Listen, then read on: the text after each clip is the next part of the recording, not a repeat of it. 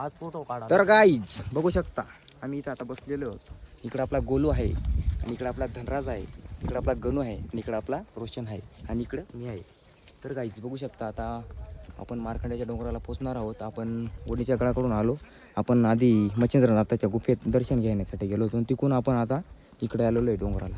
तर आपण चढतोय. आपण इथे येऊन बसलेलो आहे आणि हा गडी आहे ना आपला गोलू पुरा दमून जाते. तो डायरेक्ट पुरा दमून जाते तो. मित्रांनो तुम्ही येशाल तर तिकडून जायचं, इकडून नाही यायचं बरं का. अशी लागून जाते ना त्याचा गाव त्यालाच कळतं. त्याचा आवाज बी निघत नाही बघू शकता तुम्ही. जास्त नाही बोलत का रे.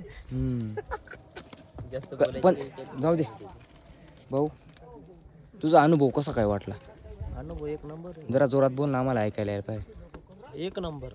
हां ना. किती वाजता निघाले होते दादा तुम्ही?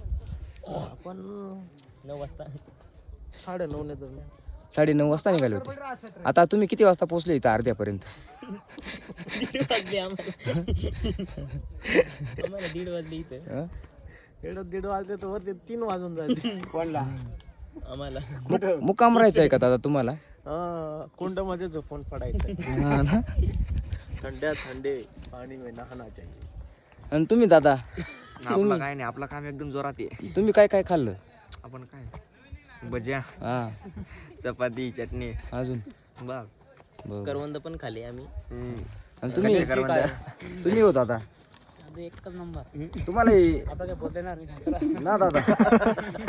धनराज भाऊ, मला एक सांगा, तुम्हाला इथे येऊन कसं वाटतंय? एकदम भारी, एकदम भारी. भाऊला असं वाटतंय लोकेशन चांगलं आहे. नुसता चार्जिंग कुला पॉइंट कुठं भेटतो.